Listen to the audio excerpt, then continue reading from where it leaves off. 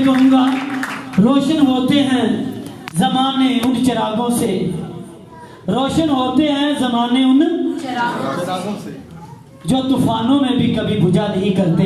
आपकी भरपूर तालियों में पास्टर शहजाद आलम को कलाम की खिदमत के लिए बुलाते हैं। आपकी भरपूर तालियों में तालियां बजती रहे यीशु के जलाल के लिए। जोरदार क्लैपिंग।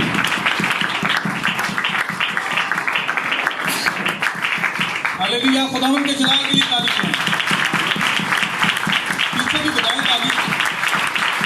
खुदावंद आपकी बरकत दे। जबरदस्त तैयारी हो रही है क्रिसमस की, है ना। इस वक्त जो है ना सारी तैयारी कर रहे हैं। कोई कपड़े ले रहा है, कोई क्या कर रहा है, कोई घर सजा रहा है, कोई क्रिसमस ट्री सजा रहा है, वो सारा कुछ हो रहा है। ऐसा ही है ना। आज मेरे पास जो कलाम है वो है जो आप में है वो उससे बड़ा है जो दुनिया में है। आपने विलियम ब्रैनम की वो बुक पढ़ी हुई है ना। Yes sir. जो तुम में है, आमीन। हाँ जी, वो जो तुम में है। तो आए मेरे साथ यूहन्ना की इंजील, यूहन्ना का पहला खत। खुदावंद आपको बरकत दे। यूहन्ना का पहला खत, उसके 4 बाब, उसका 4 बाब और उसकी 4 आयत है जी।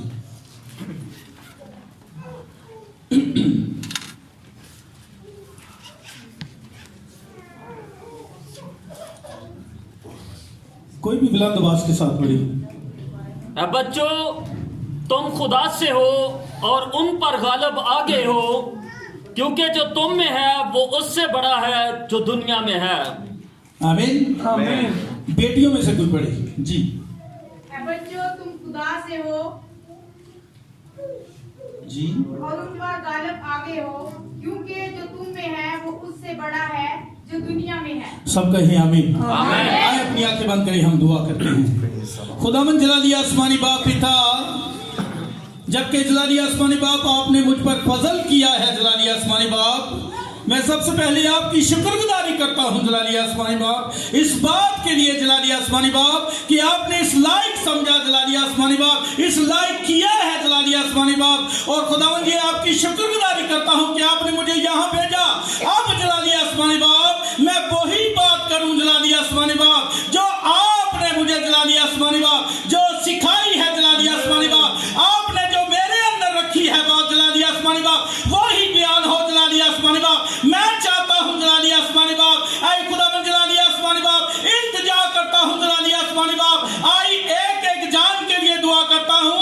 इस सारे माहौल को जलाली आसमानी बाप आपके पाक रूह के हैंड ओवर करता हूं। सारी सुस्ती, सारी प्रॉब्लम यीशु के नाम से जलाली आसमानी बाप इस जगह से दूर रहे। और जब तेरा बेटा बोले जलाली आसमानी बाप, तो तू अपने बेटे के अंदर से होकर बोलना, क्योंकि तेरे कलाम में लिखा है तुम खड़े हो जाना, बोलने वाला तू नहीं बल्कि मेरे बाप का रूह है। बेशक जलाली आसमानी बाप आप यहाँ मौजूद हैं, यहाँ 2-3 से ज्यादा हैं। आपने कहा जहाँ 2 या 3 मैं वहां मौजूद हूँ। आप अपने खादम के अंदर से, अपने बेटे के अंदर से होकर बोलेंगे, क्योंकि आपका कलाम अटल है। आसमान और जमीन टल जाएंगे पर आपके मुंह की बातें नहीं टलेंगी। खुदावंद शुक्रगुजारी करता हूँ। बड़ा कलाम जलाली आसमानी बाप आप खुदावंद खुद तर्जुमानी करना, क्योंकि आपके अलावा कोई तर्जुमान नहीं है। मैं शुक्रगुजारी करता हूँ यीशु के कादिर नाम में ये दुआ मांगता और पा चुका हूँ। आप सब बैठ जाएं।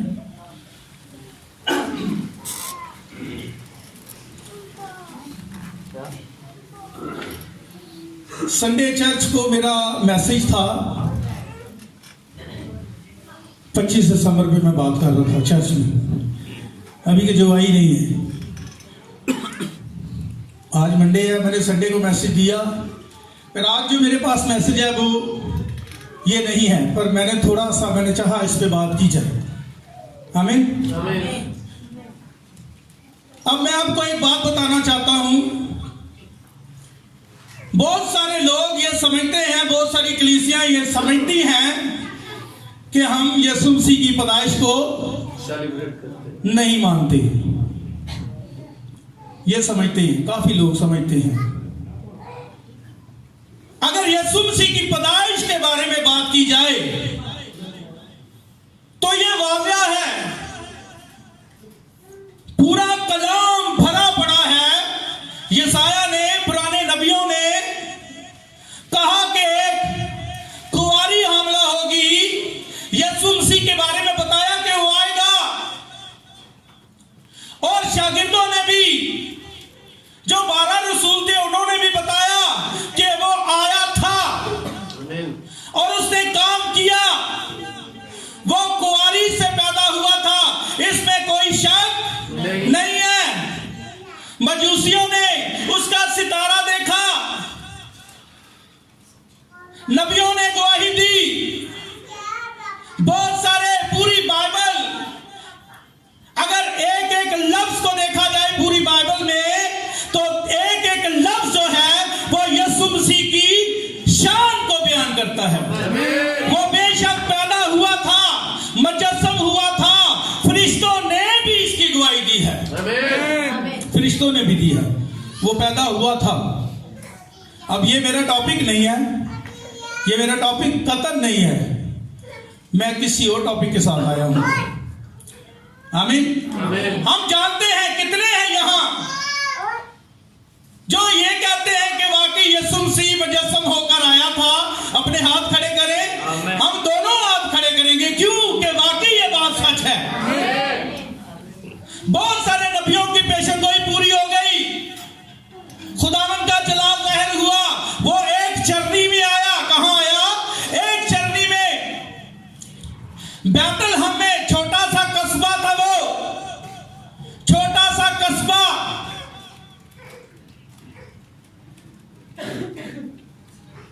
और ऐसी जगह जहां पर आप जाना पसंद नहीं करेंगे, वहां पर वो आ गया। वो एक गंदे से कपड़े में लपेटा हुआ था। मैं इसको वाज़िह नहीं करूंगा, आप जानते हैं। उसकी पैदाइश से इनकार नहीं किया जा सकता। यह बात सच है कि वो दुनिया में आया था। यूहन्ना कहता है इब्तिदा में कलाम था, कलाम खुदा के साथ था और कलाम मुजस्सम हुआ। 14 में कहता है कलाम मुजस्सम हुआ, हमारे दरमियान रहा, इसमें कोई शक नहीं है। हम उसकी पैदाइश को मानते हैं, पर 25 दिसंबर ये बाइबल में नहीं है। क्या मैं सच कह रहा हूं? अगर मैं गलत कह रहा हूं तो आप बोले। खुदावंद के जलाल के लिए 45 क्यों नहीं बजाते बजाए?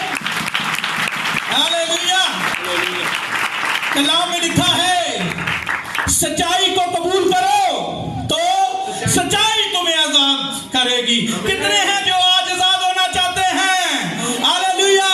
सभी आजाद होना चाहते हैं, पर आजादी का राज किधर है? कलाम के ऊपर चलने से, कलाम को अपनी जिंदगी में पूरा करने से। जब कोई सच्चाई को कबूल करता है तो वो बेशक आजाद होगा। आमीन। 25 दिसंबर जो है ये बाइबल में नहीं लिखी हुई, लिखी हुई है कहीं। बैठ गए, शायद कोई बात नहीं है। पानी, खुदा आपको बरकत दे। 25 दिसंबर जो है, क्या बाइबल में दर्ज है ये? नो सर, नहीं है। No sir. कहीं पर लिखी हो, मैंने तो बाइबल को बड़ी दफा पढ़ा है, पूरा बाइबल को पढ़ा हुआ है, एक अरसे से मैं पढ़ता आ रहा हूं, मुझे तो आज तक कोई ऐसी 25 दिसंबर नहीं मिली। और उसके बाद ये कल की बात है, मैं एक भाई से बात कर रहा था, भैया अभी ये कुछ घंटे पहले मैंने एक भाई से बात की, तो भाई को मैंने बताया, उन्होंने मुझे क्रिसमस ट्री के बारे में बताया। मैंने कहा भैया हम खुदा के दरख्त हैं, हमें अपने आप को तैयार करना है खुदा के कलाम से। ये इन चीजों से इनको नहीं तैयार करना, क्रिसमस ट्री अपने आप को तैयार करें। हम किससे करना है? खुदा के कलाम से। ये बात है, वो पैदा हुआ था, इसमें कोई शक नहीं है, बल्कि वो मुजस्सम हुआ था, वो मुजस्सम कलाम था, इसे इनकार नहीं किया जा सकता। Yes sir. आमीन। पर वो कब पैदा हुआ था ये आपको पता है? Yes sir. आपको पता है कि जब खुदा यीशु मसीह पैदा हुए थे, मुजस्सम हुए, तो किन के पास कलाम आया था? काहिनों के पास? No sir. किन के पास? चरवाहों। चरवाहों के पास आया। और चरवाहे जानते हैं कि बर्रे कब पैदा होते हैं, बर्रे बहार के मौसम में पैदा होते हैं। समझे इस बात को? ओ हालेलुया। और बहुत सारी कलीसियाएं ये समझती हैं कि मैसेज बिलीवर जो है ये यीशु मसीह की पैदाइश को नहीं मानते। और भैया, अगर पैदाइश ना होती तो निजात किधर से होती? हाँ, अगर पैदाइश ना होती तो सलीबी कफारा भी नहीं है। आमीन हालेलुया। वो आया था, इसमें कोई शक नहीं है, पर 25 को आया था, ये इंसानी तालीम है। Yes sir. अब एक बंदे ने तौबा ही नहीं की, एक बंदे ने तौबा ही नहीं की, उसकी जिंदगी में निजात नहीं है। यीशु तो पैदा हो गया है, आपके अंदर का पैदा होगा। तो जब आप तौबा कर लेते हैं, उस निजात को हासिल कर लेते हैं, तो बेशक वो आपका बड़ा दिन है। फिर उसके बाद सारे ही बड़े दिन हैं, कोई छोटा नहीं। समझे? आमीन। तो 25 दिसंबर, ये जो हम 25 दिसंबर मनाते हैं 12वें महीने की 25 तारीख, ये कहीं पर बाइबल में मेंशन नहीं है, माजरत के साथ, ये सच बात है ना? Yes sir. मैं आपके वो दिल को जो दुखाने के लिए नहीं आया, ठीक है ना? मुझे पता है यहाँ पर बहुत सारे मेरी बहनें, बहुत सारी मेरी बेटियां, बहुत सारे मेरे बुजुर्ग, बहुत सारे मेरे भाई इस मगाशियों से वाकिफ हैं पहले से। वो जानते हैं कि 25 दिसंबर नहीं है। फिर वो दूसरा, वो लाल टोपी वाला सेंटा, उसके बारे में क्या ख्याल है? No sir. हैं? सेंटा क्लॉज तकरीबन कोई 2070 और 300 के दरमियान ये पैदा हुआ था, और ये यीशु मसीह से कोई 300 साल बाद आया, जिसका नाम क्या है? क्रिसमस बाबा। वो एक ही रात में सारी दुनिया में, सब जहां में क्या करता है? बच्चों को गिफ्ट बांट देता है। उसकी अनोखी कहानी है। कोई इंसान ऐसा नहीं कर सकता, कोई इंसान ऐसा नहीं कर सकता। एक रात में क्या कोई इंसान, बेटा पढ़े लिखे हैं सारे, एक रात में मैं गिफ्ट बांट सकता हूं सबको पूरी दुनिया में? नहीं, ये सब झूठ है। ऐसा था कि एक बिशप था, सेंटा क्लॉज, जो गरीब बच्चों की क्या करता था?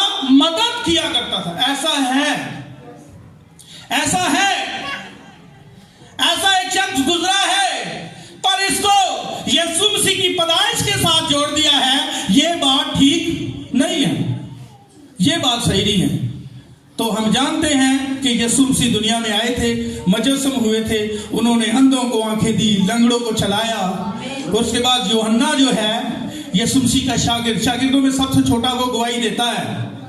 वो कहता है, जब मैंने उसे देखा तो उसके कदमों में मुर्दा सा गिर पड़ा, और उसने ये कहकर मुझ पर अपना कौन सा हाथ रखा? दाहिना हाथ रखा। क्या कहा? मैं मर गया था, अब जिंदा हूं, और अब्दुल जिंदा रहूंगा। उसकी पैदाइश में कोई शक नहीं है। वो दुनिया में आया था, उसने बड़े बड़े मौजे किए, पर 25 दिसंबर को आया था, ये बाइबल में नहीं है। आमीन। ये गौर है, ये समझना है, ऐसा कुछ नहीं है। हैं? वो क्या करता था सेंटा क्लॉज?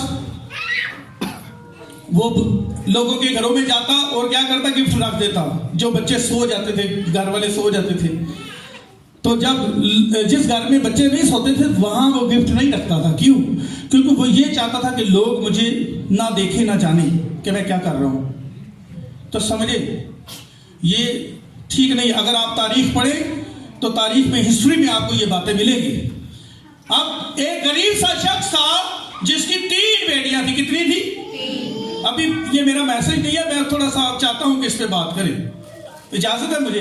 कर सकता हूं? ये ताली बजाकर बताएं ऐसे ही।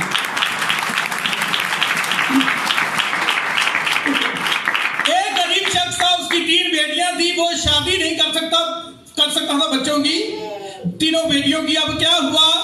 ये सेंटा क्लॉज जो है, जिसके बहुत सारे नाम हैं,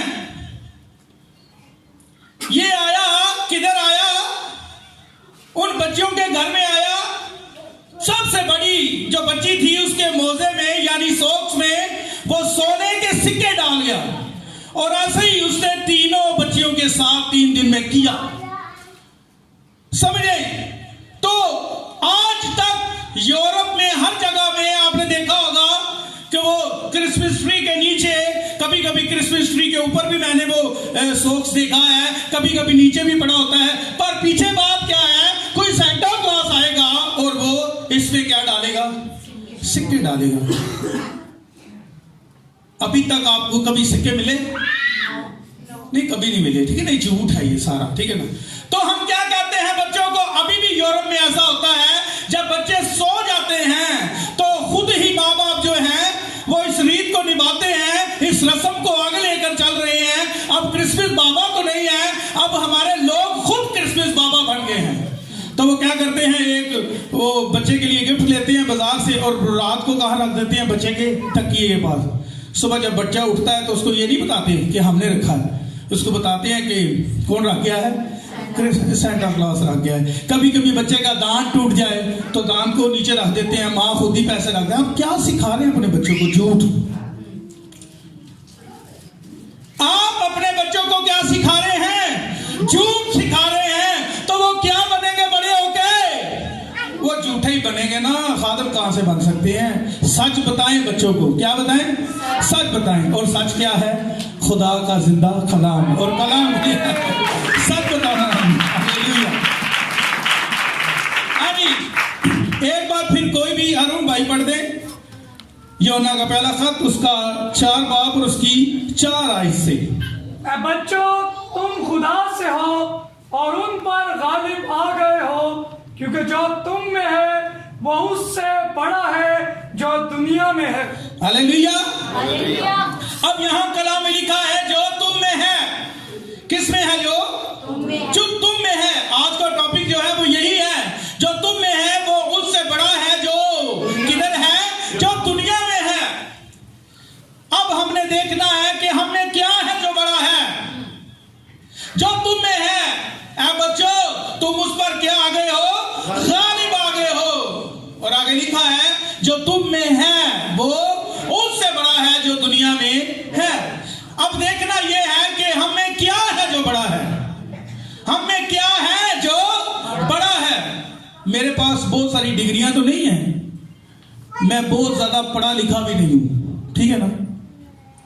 हो सकता है कि मेरे बोलने में बड़ी गड़बड़ हो, पर मेरे पास खुदा का जिंदा कलाम है। हालेलुया। मैं वही बात करता हूं जो खुदा ने मेरे मुंह में डाली है। और मैं जब से खिदमत में आया हूं, मुझे उससे पहले का नहीं पता, मैंने ये ठाना है, खुदावन तेरा कलाम बयान करूंगा चाहे कुछ भी हो जाए। हालेलुया। और हमें सबको ऐसा ही करना है। आमीन। खुदावन के जलाल के लिए सच्चाई बयान करें, क्योंकि सच्चाई हमें क्या करेगी? आजाद होना चाहते हैं ना। खुदावन का शुक्र है हम आजाद हैं। अब देखें, अब यहां लिखा है कि जो तुम में है। यहां पर खुदा का कलाम अपने लोगों के साथ, अपने चुनिंदा लोगों के साथ, खून खरीदों के साथ अलग किए हुए जो उसके चुने हुए हैं उनके साथ मुखातिब है खुदा का कलाम। आम लोगों की बात नहीं है। ये जो सिगरेट पी के चर्च में आ जाते हैं, बाद में फिर चर्च में वर्शिप कर रहे होते हैं और बाद में चर्च की दीवार के पास ही सिगरेट पी रहे होते हैं, ऐसे लोगों के साथ मुखातिब नहीं है खुदा। और क्या कहता है? जो तुम में है। किनके साथ मुखातिब है? जो खुदा के चुनिंदा लोग हैं, जो खुदा के कलाम के साथ खड़े हैं, जो वक्त की आवाज के साथ खड़े हैं, उनके साथ खुदा मुखातिब है। और क्या कहता है? जो तुम में है। अब आप में क्या है? आप में खुदा का रूह है। हम में क्या है? खुदा का रूह है। हम में खुदा का रूह है।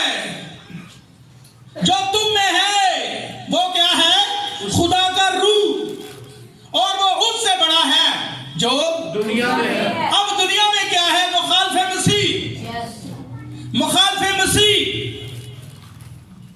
लिखा है कलाम में, हो सके तो बरगजीदा भी, पर ऐसा नहीं हो सकता, वो हम पर गालिब नहीं आ सकते, क्योंकि जो हम में है वो उससे बड़ा है, वो मुखालिफ मसीह से बड़ा है। क्योंकि एक खादम गिर सकता है, एक पास्टर की हार हो सकती है, एक डिकन गिर सकता है, पर जो तुम में है वो मुखालिफ मसीह से बड़ा है, उसको कोई भी मोड़ नहीं सकता, ना कोई घुमा सकता है।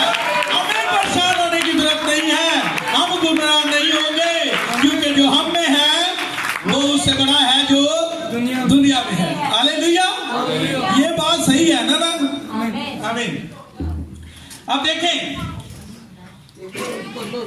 जो रूह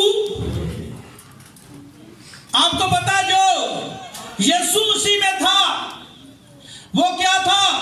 वो खुदा खुद था, और वही रूह, इब्रानियों में लिखा है वही रूह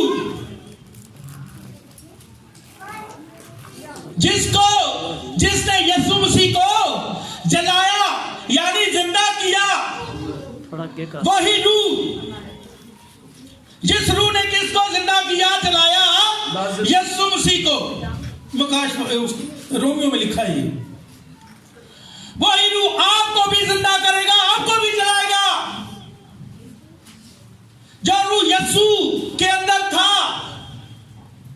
वही रूह तक हमारी रसाई यीशु मसीह ने कफारा देकर, सलीब पर जान देकर हमारी रसाई करा दी है। अब वो रूह जो यीशु के अंदर था, आज वो हमारे अंदर है, वही है जो दुनिया से बड़ा है। मैं थोड़ा सा इसे समझा कर आगे जाना चाहता हूँ। आमीन। हमें समझ आ गई है हमें क्या है जो बड़ा है जी, खुदा का पाक रूह है। आमीन।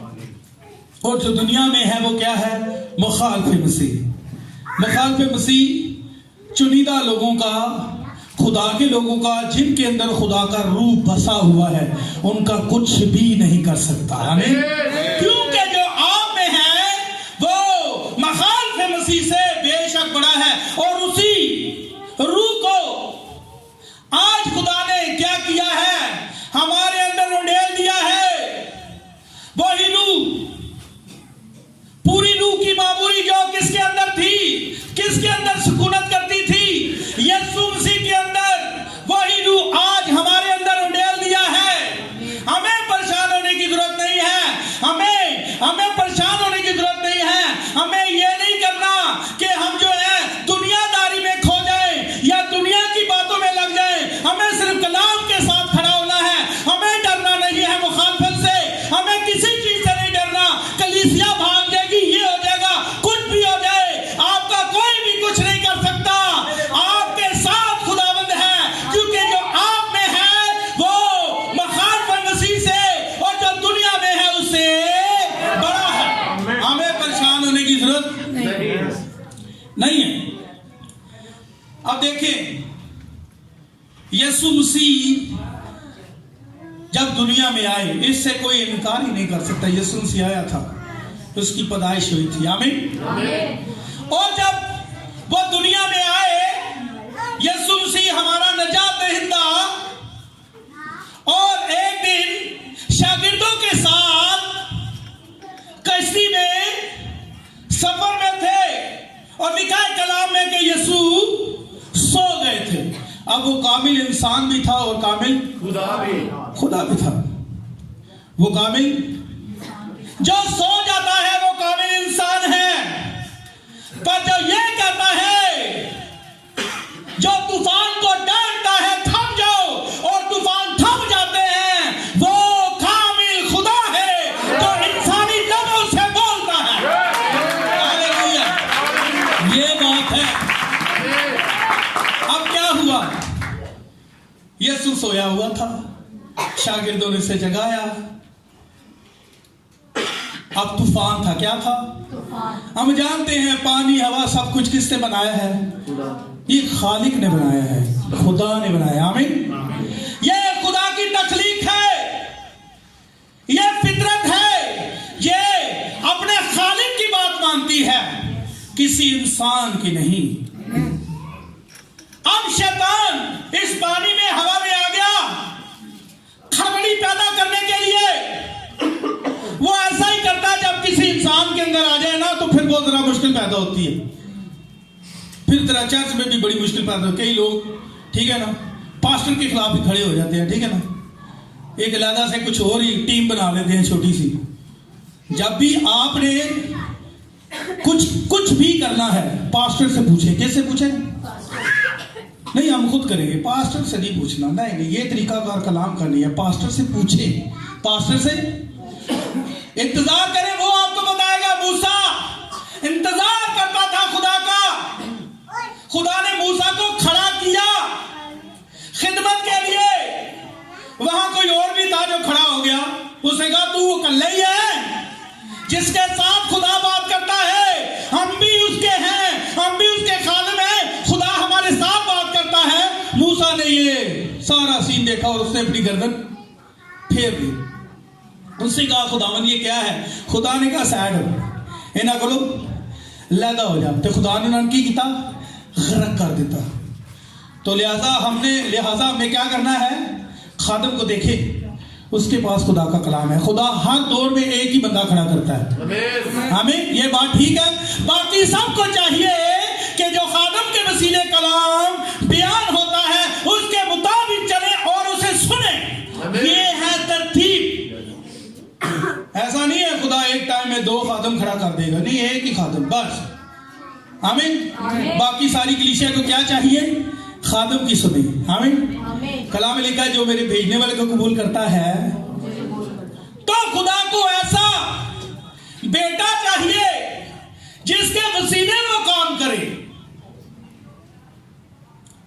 अब देखें, खुदा ने पानी हवा को बनाया और शैतान जब उसमें आ जाता है तो क्या पैदा करता है? खलबली पैदा करता है जिससे नुकसान हो सकता है। पर खुदावन यीशु मसीह जो थे उन्होंने क्या किया? उस हवा में किसको डांटा? शैतान को डांटा और सब कुछ शांत हो गया, क्योंकि जो यीशु के अंदर था वो क्या था? फितरत से भी बड़ा था वो। अब ये बड़ी समझने वाली बात है। जो लोग कहते हैं यीशु मसीह खुदा नहीं है, देखिए अब ऐसा कोई इंसान नहीं कर सकता। क्या कर सकता है कोई इंसान? नहीं, ये इंसान के बस की बात नहीं है। तूफान को डांट दे तो ये वो, ये हवा, ये फितरत जो है, ये बारिश जो है, किसकी बात मानती है? ये अपने खालिक की बात मानती है। ऐसा करने के लिए किसकी जरूरत है? खालिक की जरूरत है। और वो खालिक यीशु के अंदर था, क्योंकि जो यीशु के अंदर था वो फितरत से भी बड़ा था। वो फितरत से भी क्या था? बड़ा था। आमीन। वो फितरत से बड़ा था, इसमें कोई शक नहीं है। वो फितरत से क्या था? बड़ा था। ऐसा करने के लिए किसकी जरूरत है? खालिक की। और खालिक किसके अंदर था? यीशु मसीह के अंदर था। आमीन। और वही खालिक आज किसके अंदर है? वही खालिक आज आपके अंदर है। इसीलिए खुदा का कलाम कहता है जो तुम में है वो उससे बड़ा है जो दुनिया में है। आमीन। इसीलिए कोई बदरू आ जाए, कुछ भी आ जाए, तूफान आ जाए, बस ईमान के साथ खड़े हो जाए, वो आपके अंदर है। और जो आपके अंदर है वो बदरुओं से, तूफान से, शैतान से, मखालफे मसीह से, बीमारियों से, हर चीज से क्या है? बड़ा है। आमीन। बेशक इसमें कोई शक नहीं है। ये वही खालिक है जिसने मछली के टुकड़ों को लिया। किसको लिया? अच्छा, मैं आपको एक बात बता दूं, मैं जो मैसेज पढ़ता हूं मैं वही बोलता हूं जो मैं बुक्स में पढ़ता हूं। ठीक है, खुदा मुझे लफ्ज भी देता है पर मैं पॉइंट मेरा वही होता है जो मैंने सीखा हुआ है। आमीन। ये मेरा कुछ नहीं है। आपने अगर बुक्स पढ़ी हुई है तो आपको पता होगा मैं कहां से बोल रहा हूं। आमीन। किस किस ने पढ़ी है? तो हाथ खड़ा करें। पढ़िए ना, खुदा उनके जलाल के लिए तारीफ करें। पढ़ना चाहिए। ये वही खालिक है जिसने एक दिन क्या किया? मछली के टुकड़ों को लिया। किसको लिया? जी, कितने टुकड़े थे? जी 2 मछलियां थी। और कितनी रोटियां थी? 5। और कितने हजार लोगों को खिला दी?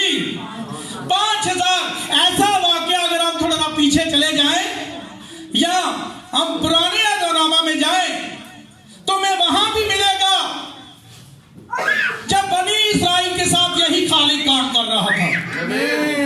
तो क्या हुआ, उस खालिक ने बनी इस्राइल के लिए आसमान से क्या बरसाया? मन बरसाया। अब कोई कह सकता है, कोई सवाल कर सकता है आपके साथ, आप खादिम हैं, सुनने वालों को हक हासिल है कि आपके साथ सवाल करें। कोई कह सकता है क्या खुदा ने बड़े बड़े तंदूर लगाए हुए थे ऊपर, या बहुत सारे फरिश्ते जरूरत से ज्यादा काम कर रहे थे, वो रोटियां बना बना कर मन तैयार करके कहां फेंक रहे हैं? नीचे फेंक रहे हैं। तो खादिम क्या कहेगा? नहीं, ऐसा नहीं है। वो खालिक है, क्या है? वो मालिक है, खालिक है। उसे किसी तंदूर की जरूरत नहीं है, उसे मजदूरों की जरूरत नहीं है। बस वो जो कहता है वो हो जाता है। हालेलुया, उसे तंदूरों की जरूरत नहीं है। वो जो कहता है वो हो जाता है। और लोग कहते हैं यीशु मसीह खुदा नहीं है, और वही खालिक एक दिन मुजस्सम होकर आ गया, मुजस्सम होकर आ गया। एक खादिम के साथ मेरी बात हुई, उसने कहा जी आप यीशु मसीह को खुदा कहते हैं? मैंने कहा जी। मैंने कहा वो कामिल इंसान था, कामिल खुदा भी था। हैं? जब वो रोता है तो वो क्या है? वो कामिल इंसान है जो ये कहता है बाप हो सके तो ये प्याला, लेकिन मेरी मर्जी नहीं तेरी मर्जी पूरी हो, है ना। अगर हम इस बात पे भी ध्यान दें ना कि हम खुदा, हमारी जिंदगी में उसकी मर्जी पूरी हो रही है। तो अब देखें, खुदावंद यीशु मसीह वो कामिल क्या था? इंसान भी था, इसलिए उसने कहा ये हो सके तो ये प्याला। और वो बहुत सारी जगह पे उसे भूख भी लगती है। वो मुजस्सम होकर आया था, वो खलकत का हिस्सा था। इसलिए तो मैं कह रहा हूं कि इंसान ऐसा नहीं कर सकता, इसके लिए खालिक की जरूरत है। वो खुदा के अलावा और कुछ नहीं था। आमीन। और उस बंदे ने मुझे कहा मेरे भाई मेरी बात सुने, उसने तो खाना खाया, उसे भूख लगती थी, वो खाना खाता है, वो छांव में बैठता है। मैंने कहा ठीक है भैया, उसने खाना खाया, सब कुछ ठीक है। यीशु मसीह खुदा नहीं है क्योंकि उसे भूख लगती है। आप यीशु को खुदा कहते हैं, उसको तो भूख भी लगती है, ये वो। मैंने कहा बात सुने, जब वो इब्राहिम के पास आया था, वो जो 3 आए थे, जो एक इब्राहिम के पास रह गया, उसने क्या खाया? उसने खाना खाया। वो खुदा था जिसने कहा आते साल में बहार के मौसम में तेरा बेटा होगा, और उसने खाना खाया, मक्खन मलाइयां खा दी। मैंने कहा आप क्या बात कर रहे हैं? कई लोग ऐसी बात करते हैं। आमीन। अब अपने पॉइंट पे वापस आते हैं कि अब उसने क्या किया?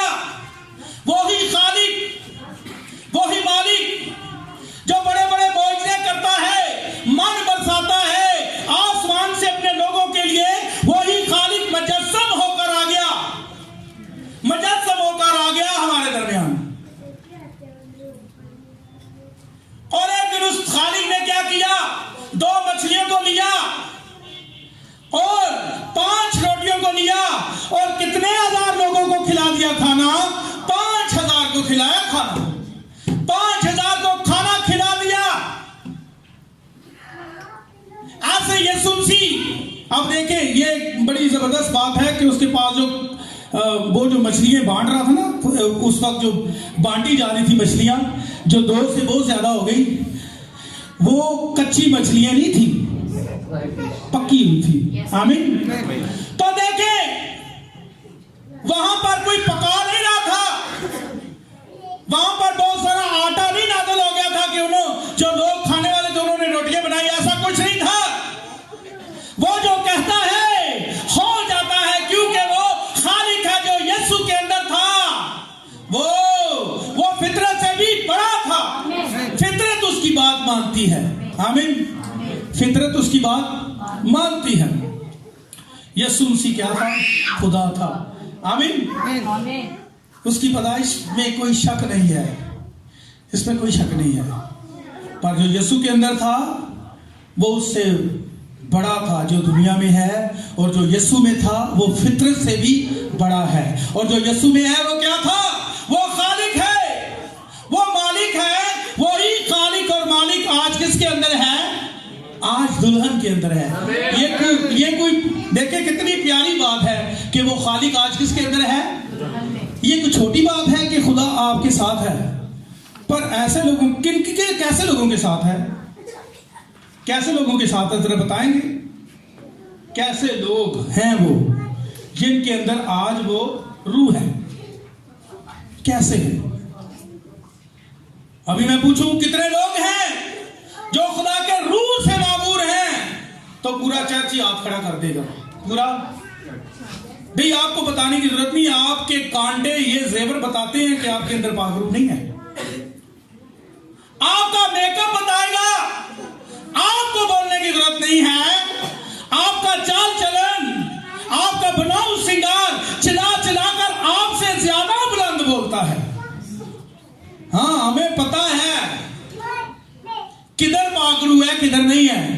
पाकरू मेरे अंदर है, मुझे बताने की जरूरत नहीं है। पाकरू मेरे अंदर नजर आएगा मेरे उठने बैठने से, क्योंकि जो मुझ में है, जो आप में है, वो उससे बड़ा है जो दुनिया में है। अब एक बहन है, वो अपना जेवर ही नहीं उतारना चाहती, तो कहती रहे मेरे अंदर यीशु है, हालेलुया। तो कहती रहे, इससे कोई फर्क नहीं पड़ता है। ये बाहर होगा तो यीशु अंदर आएगा।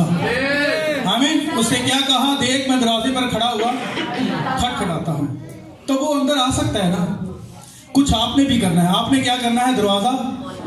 तो कैसे खोलेंगे दरवाजा? ये वाला दरवाजा नहीं है, कांटे उतारने पड़ेंगे, जेवर उतारना पड़ेगा, सुर्खी छोड़नी पड़ेगी, ये सारा कुछ छोड़ना पड़ेगा। ये है उसके लिए दरवाजा खोलना। हम बहनों के खिलाफ नहीं है, ये कलाम है खुदा का। ये मैसेज वाले जहां आ जाते हैं ना, एक बार जिनको खड़ा कर दो ये बहनों के दुआले हो जाते हैं। ऐसी बात नहीं है, ये खुदा के कलाम की सच्चाई है। मुझे एक बात बताएं, एक डॉक्टर जो है जब वो ऑपरेट करता है तो वो बार बार टेस्ट करवाता है ना, ये वाला टेस्ट करवाओ, वो वाला करवाओ। क्यों? आपको चेक भी करता है। वो कहते हैं कि गलती ना हो जाए, इसका खून मेरी गर्दन पर ना आ जाए। तो मैं खुदा का सामना नहीं कर सकता, तो मैं तो वही बयान करूंगा जो पतरस ने बयान किया है। मैं वही बयान करूंगा जो पौलुस ने बयान किया है। मैं वही बयान करूंगा जो खुदा ने मुझे बताया है। मैं वही बयान करूंगा जो विलियम ब्रैनम ने बयान किया है। इसके अलावा मैं कुछ नहीं बयान कर सकता। अगर करूंगा तो फिर खुदा क्या करेगा? खुदा किसको पकड़ेगा? जी, खादम को पकड़ेगा। तो खादमों के लिए जरूरी है कि वही बयान करें जो कलाम में है। आमीन। क्योंकि सच्चाई हमें क्या करेगी? अब ये मेरे टॉपिक का हिस्सा नहीं है, पर ये मुझे बड़ी अच्छी लगती है, मैं इसलिए बार बार इसे साथ साथ इसको भी लेकर चल रहा हूं। आमीन। अब देखिए, लाजर के बारे में कितने जानते हैं? सब जानते हैं, सभी जानते हैं लाजर के बारे में। कितने दिनों से मरा हुआ पड़ा था? 4 दिन से। नाक खराब होगी, चेहरा खराब हो गया था एकदम टोटली। वो उसकी डेथ हो चुकी थी। एक दिन नहीं, बंदा मर तो जाता है पर बहुत सारी उसके स्पेयर पार्ट जो हैं वो जिंदा रहते हैं, उनको आप इस्तेमाल कर सकते हैं। तकरीबन 4 दिन तक जो है बंदा कंप्लीट खत्म हो जाता है और बदबू आना शुरू हो जाती है,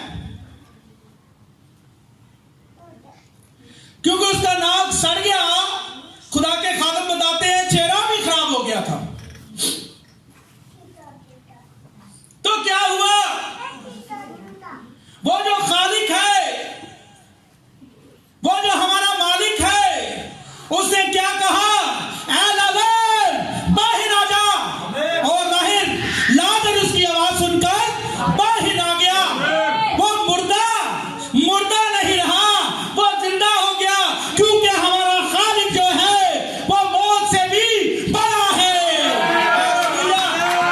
वो मौत से भी बड़ा है। एक दिन शागिर्दों ने बताया कि उसने कहा था कि मुझे अपनी जान देने का और फिर लेने का इख्तियार है। और सिर्फ कहा नहीं, करके दिखाया। सिर्फ क्या नहीं दिया, उसे करके भी दिखा दिया।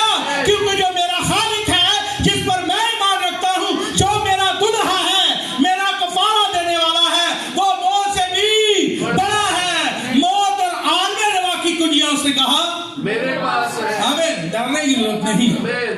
किसी चीज से भी ना डरें। अब वो लाजिम बाहर आ गया। क्यों आ गया? क्योंकि जो यीशु के अंदर था वो मौत से भी बड़ा था। हालेलुया। बड़ी खूबसूरत बात है, बड़ी प्यारी बात है। जो यीशु के अंदर था वो मौत से भी बड़ा था। बेशक इसमें कोई शक नहीं है। इसमें कोई शक है? No sir. फिर ताली बजाएं। ये खुदावंद के लिए। अब देखिए, वो खलबली पैदा कर सकता है, वो मच्छरों को भेज दे तो मच्छर पूरी दुनिया को क्या कर देंगे? तबाह और बर्बाद कर देंगे। वो खालिक क्या कुछ भी कर सकता है। हम पर फजल हुआ है। वो खालिक क्या कुछ भी कर सकता है। वो मच्छरों को भेज सकता है। मैं आपको बताता हूं, ये मच्छर जब मर जाते हैं तो किधर जाते हैं? ये मक्खियां जो हैं इनके साथ क्या होता है? और फिर अपने मौसम में ये सारा कुछ वापस भी आ जाता है। ऐसा क्यों होता है? क्योंकि वो खालिक है। उससे कहना है तो सब तख्लीक हो जाना है। क्योंकि जो यीशु के अंदर है वो फितरत से बड़ा है। फितरत उसकी बात मानती है। ऐसा नहीं है कि जब यीशु ने कहा रोशनी हो जा, अब खुदा ने कहा रोशनी हो जा और रोशनी हो गई। देखिए, यीशु भी जो कहता है वो हो जाता है। तो फिर यीशु के अंदर क्या है? खालिक है। आमीन। बेशक। अब देखिए, सूरज की निस्बत, सूरज की निस्बत वो बड़ा था जो किसके अंदर था? यशवा के अंदर था। किसके अंदर था? यीशु के अंदर। यशवा नबी। ये किसका शागिर्द था? जी बेटा बताएं जरा, किसका शागिर्द था? बेटा आप बताएं जरा, किसका शागिर्द था? यशवा किसका शागिर्द था? मूसा का शागिर्द था। ये मूसा नबी था? ये क्या था? ये नहीं, आप बताएं बेटा, आप बताएं। वो नबी था और उसी का एक शागिर्द है जिसका क्या नाम है? यशवा। जरा मेरे साथ हवाला निकाल लें। यशवा की किताब, उसका 10 बाब, उसकी 12 से 13 आयत। कोई भी बुलंद आवाज के साथ जरा पढ़े। बरकत मिल रही है सबको। खुदावंद के जलाल के लिए ताली बजाएं। हालेलुया।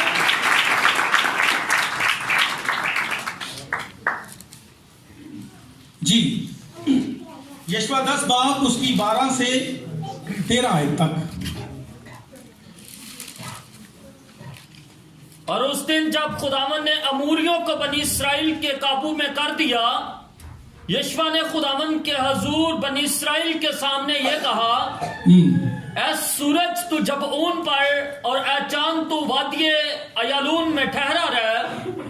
और सूरज ठहर गया और चांद थमा रहा जब तक कौम ने अपने दुश्मनों से अपना इंतकाम ना ले लिया। ये बात है, वहां जंग हो रही थी और यशवा नबी ने ये कहा, ऐ सूरज और चांद क्या हो जा? थम जा। और रात नहीं हुई। उस नबी ने क्या दिया? अब ऐसा कोई इंसान नहीं कर सकता। ऐसा कोई इंसान नहीं कर सकता। ये इंसान से बढ़कर है। ये इंसान की बस की बात नहीं है, क्योंकि ये फितरत है। ये सूरज है, इसको खुदा ने बनाया है, इसको खालिक ने बनाया है। ये सिर्फ अपने खालिक की बात ही मानता है। ये खालिक की बात मानता है, किसी इंसान की नहीं मानता। ये बात सच है। पर जब यशवा ने कहा कि थम जा, जब तक हम अपना इंतकाम ना ले लें, सूरज ना डूबे। और सूरज नहीं डूबा। सूरज नहीं डूबा, थम गया। क्योंकि जो यशवा के अंदर था वो सूरज से भी बड़ा था। फितरत उसकी बात मानती है। जो यशवा में था वो सूरज से बड़ा था। फिर यशवा में कौन था? खालिक था। आमीन। ऐसा करने के लिए खालिक की जरूरत है। खालिक यशवा के अंदर था और वही खालिक आज आपके अंदर है, उनके अंदर है जिन्होंने अपना आप खुदा को दे दिया है, जिन्होंने उसे अपना निजात दहिंदा कबूल कर लिया है, जो दुनिया से कट गए हैं। खतना जिसे कहते हैं रूहानी, दुनिया से कट जाना। आप दुनिया से कटे हुए हैं, पूछा जाए तो जी मैं कटा हुआ हूं। और भैया आपको बताने की जरूरत नहीं है, आपकी नफरत बताती है कि अभी तक दुनिया में घुसे हुए हैं। आपकी तालीम बताती है कि आप अभी तक कहां हैं, डिनोमिनेशन के अंदर हैं। आपकी गालियां बताती हैं, झगड़े बताते हैं कि आप दुनिया से कटे हुए नहीं हैं। हमें यह सब कुछ छोड़ना पड़ेगा। आमीन।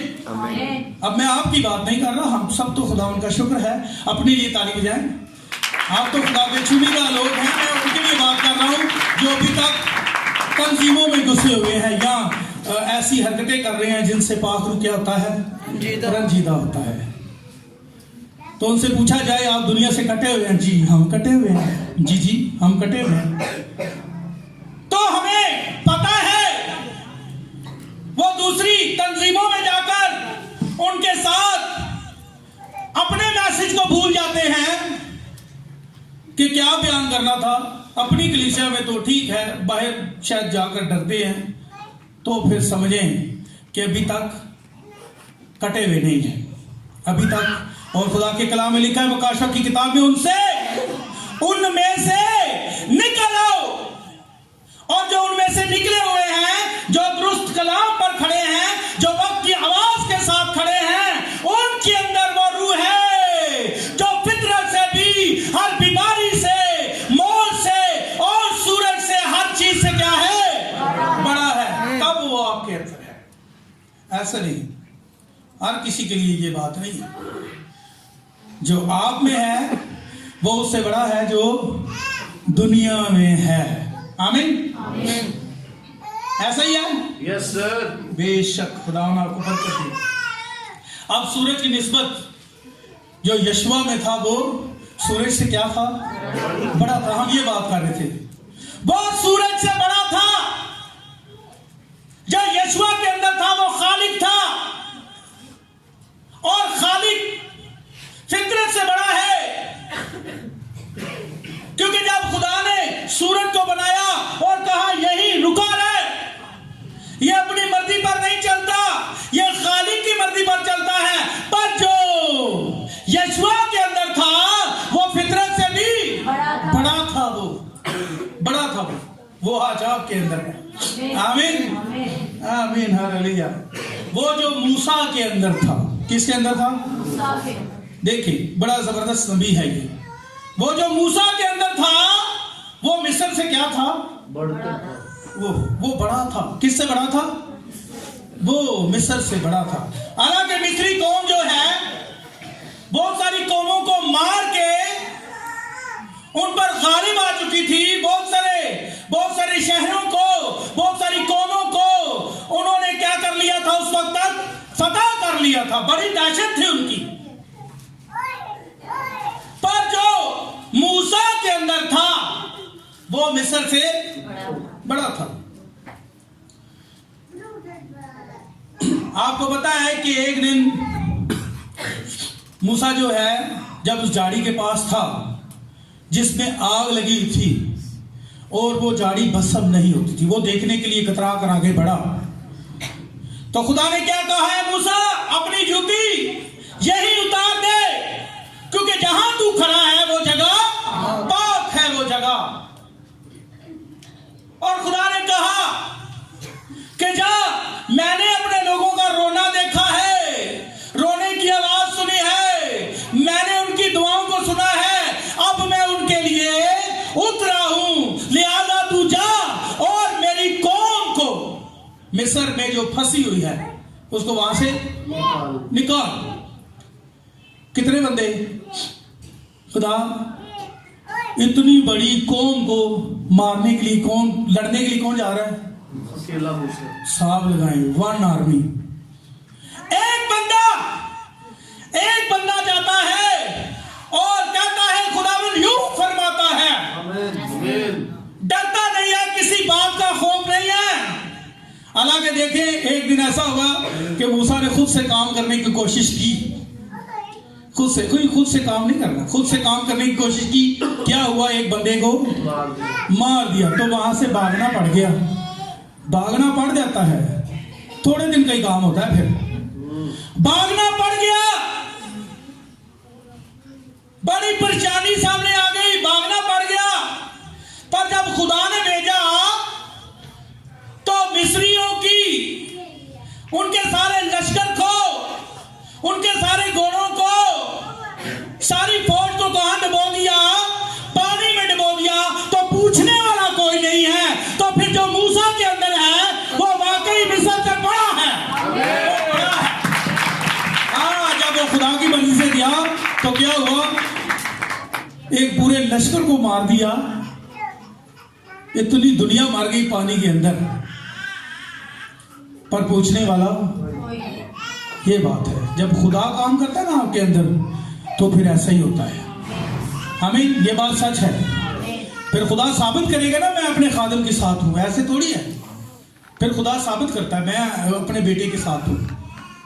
अब देखें, खुदा ने कहा मूसा को कि जा, तो क्या किया उसने कहा ये ले कलाम और बोल दे जाकर सूरज को कि सूरज क्या हो जाए, सूरज डार्क हो जाए, मध्यम पड़ जाए, अंधेरा हो जाए।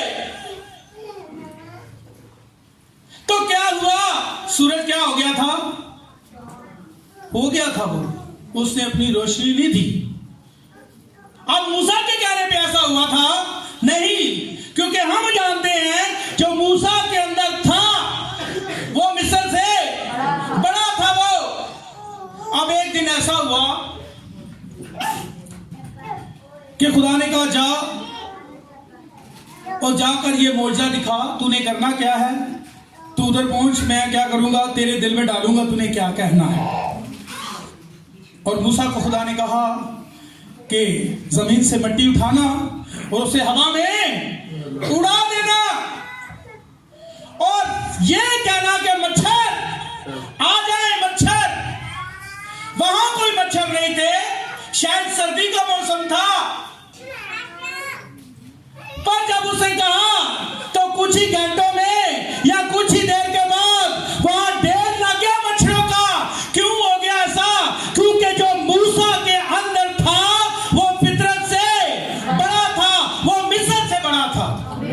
ऐसा होना ही था, क्योंकि मूसा के अंदर कौन काम कर रहा था? खालिक काम कर रहा था। और खालिक जो है, फितरत उसकी बात मानती है, फितरत को उसकी बात माननी है, क्योंकि उसी ने उसको बनाया है। आमीन। बेशक मैं कुछ ज्यादा टाइम ले सकता हूं, जरा ले सकता हूं मैं टाइम? तालीम मेरे पास अभी मैसेज है, मैं ज्यादा तैयारी करके आता हूँ, 3-4 घंटे कम से कम मैं तैयारी करके आता हूँ, चाहे मुझे 1 ही घंटे का। मैं ये नहीं आपको डरा नहीं रहा कि 3-4 घंटे मैसेज नहीं होगा, तकरीबन मेरा मैसेज ऐसे ही होता है, ठीक है ना? आमीन। बेशक खुदा आपको बरकत दे। अब देखें, मूसा ने कहा कि क्या आ जाए? मच्छर। नहीं ये बोले बच्चे, मुझे जरा मेरे पता हो ना कि मेरे साथ ही हैं। मूसा ने क्या कहा? क्या आ जाए?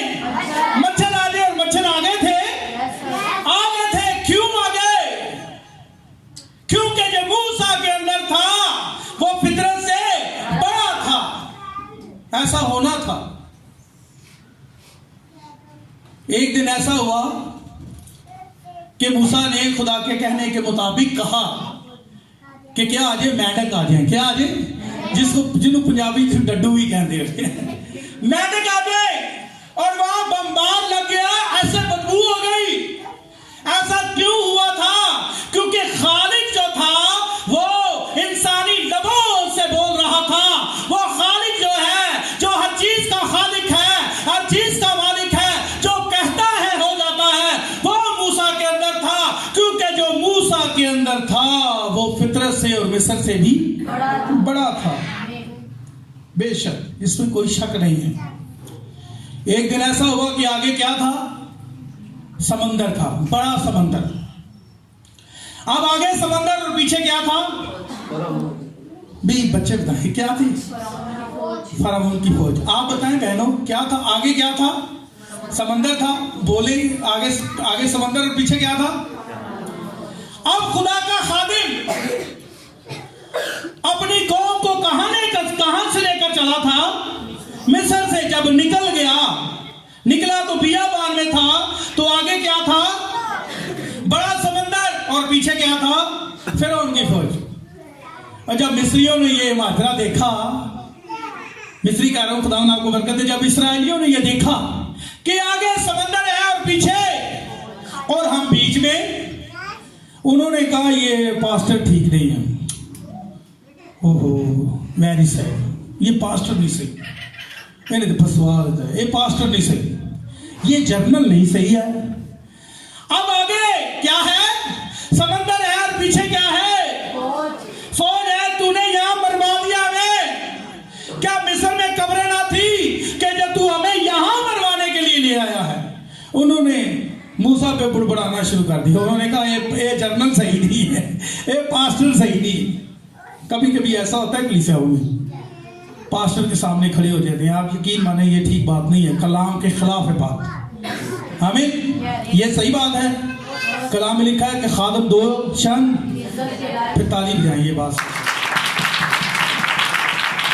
अब आगे पानी और पीछे फौज, और खुदा ने जब ये माजरा देखा, वो जो खालिक जो मूसा के अंदर था उसे साबित किया, उसने बताया कि मैं अपने बंदा के साथ हूं, मैं अपने बंदा को नहीं छोड़ता। कलाम नाज़िल हुआ, डरो मत, चुपचाप खड़े रहो और खुदा की निजात के काम देखो। उसने कहा मूसा लाठी मार पानी को, और लाठी मारी और पानी दो हिस्से हो गया। उसने जगह दे दी, क्योंकि जब खालिक ने नीचे देखा पानी को तो पानी ने जगह दे दी। समझे इस बात को, वो खालिक जो था वो इंसानी लबों से बोल रहा था। उसने कहा लाठी मार और हुक्म दे, समंदर को हुक्म दे, ये तेरी बात मानेगा। हम जानते हैं ये इंसान नहीं कर सकता, ये खालिक का काम है, ऐसा करने के लिए खालिक की जरूरत है। और मूसा के अंदर जो था वो खालिक था, जो मूसा के अंदर था वो फितरत से बड़ा था, जो मूसा के अंदर था वो मौत से बड़ा था, जो मूसा के अंदर था वो मुखालिफ मसीह से बड़ा था, वो जो मूसा के अंदर था वो सूरज से बड़ा था, वो जो मूसा के अंदर था वो समंदर से बड़ा था। इसलिए डरे नहीं, हमें नहीं डरना, क्योंकि जो हम में है वो उससे बड़ा है जो दुनिया में है। अब आपने देखा है दुनिया में क्या क्या है, मैं ये बताने की कोशिश कर रहा हूं। हालेलुया, खुदा उनके जलाल के लिए फिर से तारीफ है।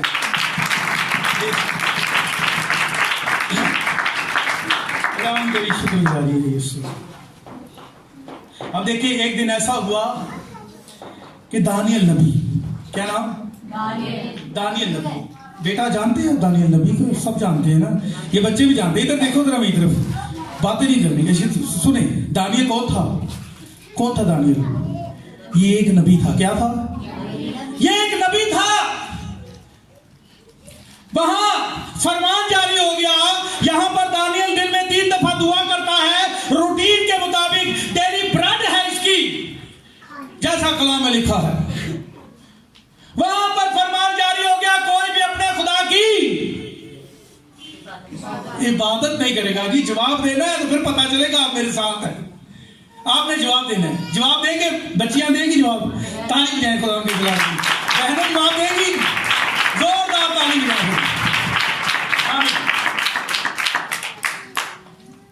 अब देखें, बादशाह ने फरमान जारी कर दिया कि कोई भी अपने खुदा की इबादत नहीं करेगा।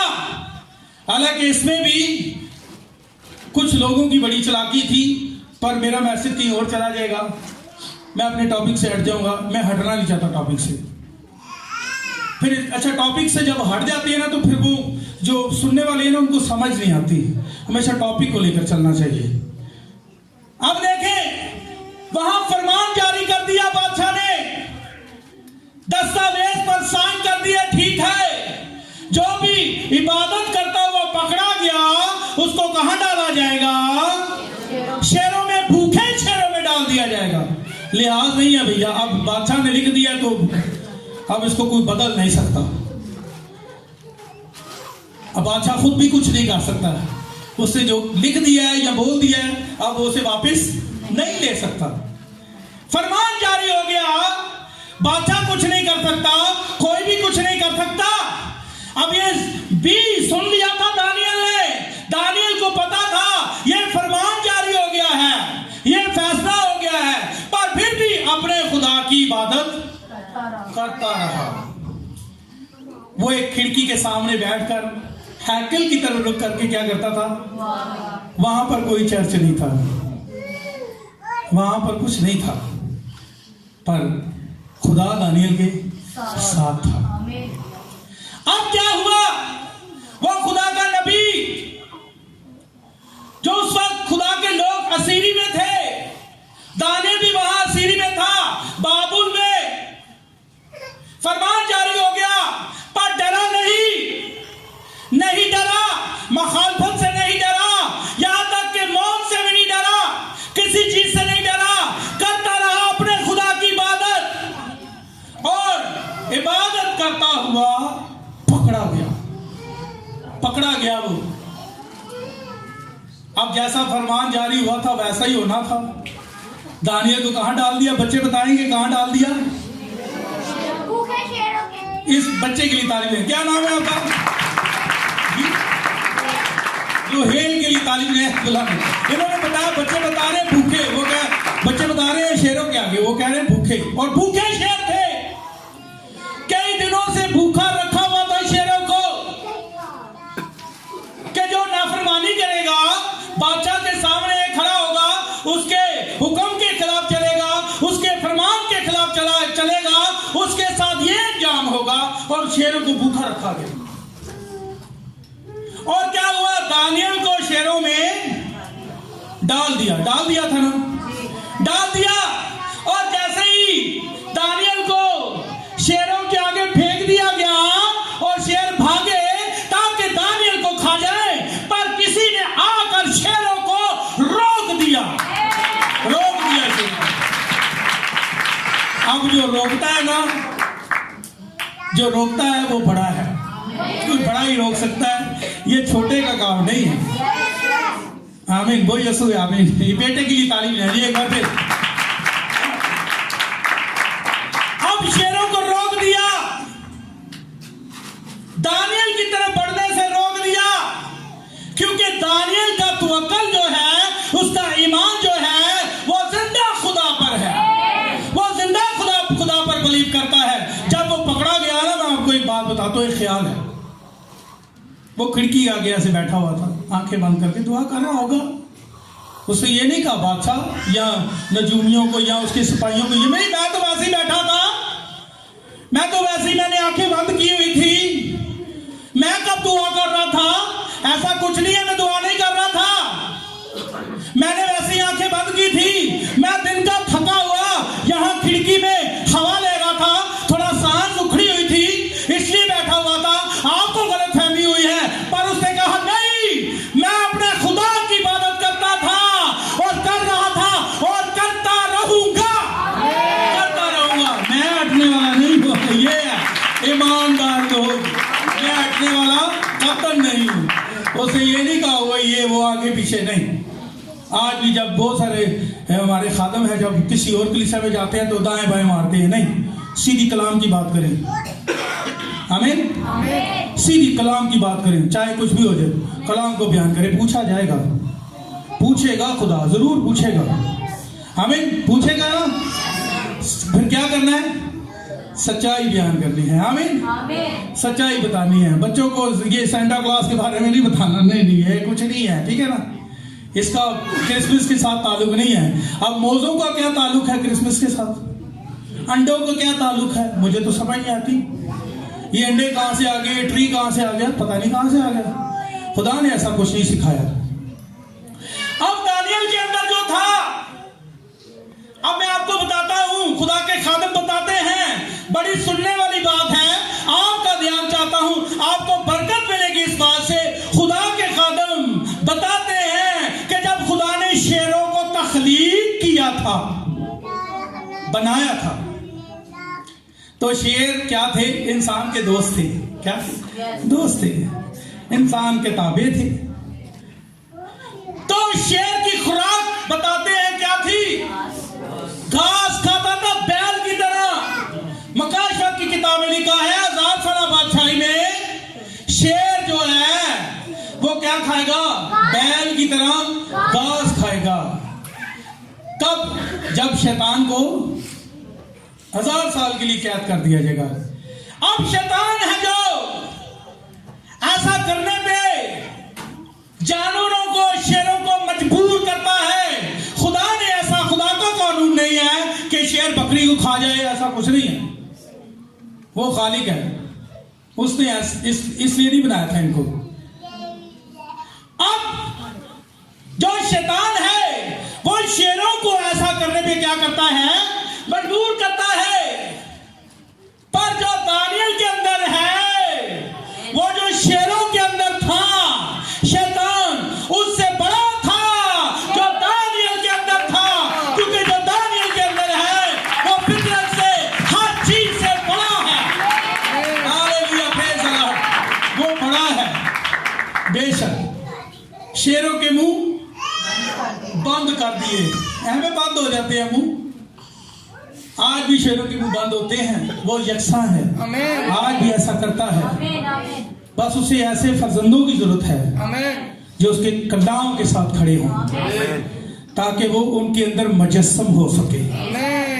और जब हम कलाम के साथ खड़े नहीं होंगे, अपना आप खुदा को नहीं देंगे, तो वो कैसे काम करेगा? जरूरत है हमें तौबा करने की, खुदा के कलाम के पास आने की, तब वो मुजस्सम होगा। फिर वो जो आप में है वो उससे बड़ा है जो दुनिया में है। वो जो दानियल के अंदर है वो आपके अंदर भी है। आमीन। पर कब? जब आप अपना आप खुदा को दे देते हैं, वक्त की आवाज के साथ खड़े होते हैं। ये डोकसेना की बात है। पिछले दिनों मैं मैसेज सुना रहा था, मैंने वो मैसेज सुनाते सुनाते यीशु मसीह के बपतिस्मे की बात की। उन्होंने मेरे मुंह पे कहा, ऐसे सामने। मैं देखता नहीं हूँ, जाति जुली और हो जो मर्जी हो, कलाम जो है मैं वो बयान करना है, बस कुछ भी हो जाए, बस इसका साथ देना पड़ेगा। मैं इस बात से डरता हूँ कि मैं खुदा का सामना नहीं कर सकता। मैं लोगों का सामना कर लूंगा, ऊपर मैं खुदा का सामना नहीं कर सकता। तो मैंने वहाँ यीशु नाम के बपतिस्मे की बताया, यीशु नाम का बपतिस्मा है, तो वो मेरे खिलाफ उठ गए। वहाँ बहुत सारे तंजीमों के पास्टर भी आए, उन्होंने कहा भैया क्या कर रहे हैं आप, ये क्या सिखा रहे हैं आप? जब हम खाना खाने के लिए बैठे थे, इबादत हो गई थी, मैंने वहां कलाम सुनाया था। खुदा ने वहां मुझे इस्तेमाल किया। तंजीमों में मैं गया, पर मैंने वही बात की है जो खुदा के कलाम की है। जब मैंने की तो फिर क्या हुआ? उन्होंने क्या कहा? उन्होंने कहा बिदती लोग ने तुसी किधर फंस गए हो, ओ ये कितना लोगों ने पीछे लग गए हो तुसी। क्या कहा? ओनली जीसस, ओनली जीसस, ये वो पता नहीं क्या, ये आप तो बिदती हैं, खाने के लिए बैठे हुए हैं, खाना लगा हुआ है। मैंने कहा जी खुदा आपको बरकत दे, ये खुदा का कलाम है, हम क्या कर सकते हैं, ठीक है ना। उन्होंने कहा आपके साथ तो ऐसे सामने बैठे हुए हैं, बीच में टेबल लगा हुआ है, इतनी दूरी है, कह रहे हैं कि आपके साथ तो खाना भी जायज नहीं है। मैंने कहा जी खुदा आपको बरकत दे, ठीक है ना, हम तो खुदा का कलाम बयान करेंगे। हमें तो बाद में खा भी लिया, ठीक है ना, तो समझे, बाद में खा भी लिया, ठीक है भैया, खुदा आपको बरकत दी। अब उनके पास कुछ जवाब नहीं था। वो बुजुर्ग जो थे, कोई बुजुर्ग हमारे सामने आ जाए तो काबिल एहतराम है, हम एहतराम करते हैं उनका, पर जहां कलाम की बात है वहां पर तो कलाम ही बयान होगा। तो वो बुजुर्ग जो थे वो लाजवाब थे। मैंने कहा यीशु नाम का बपतिस्मा है, मुझे बताएं आप ईमान रखते हैं कि पतरस के अंदर पाक रूह था? पतरस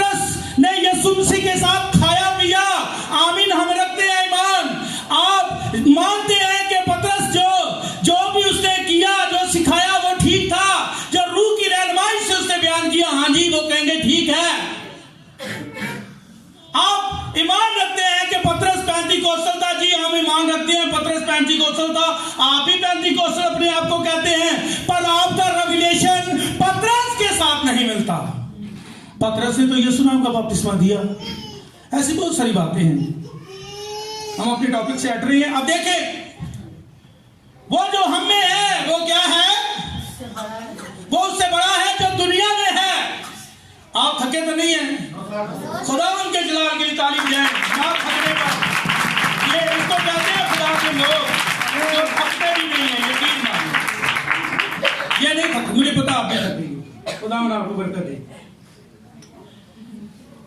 अब जो दानियल में था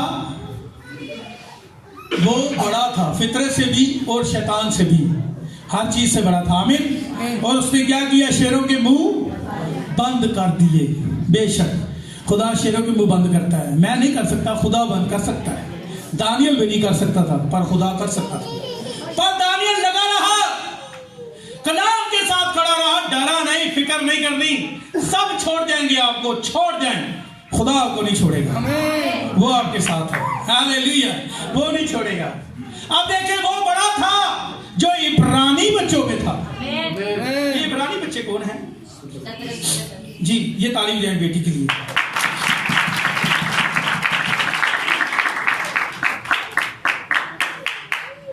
जब ऐसे लोग, जब ऐसी बच्चियां, जब ऐसे बच्चे हमारे सामने बैठे हों जो कलाम को समझते हैं, फिर मजा आता है कलाम को बयान करने का। फिर अच्छा लगता है ना कि सुनने वाले लोग हैं।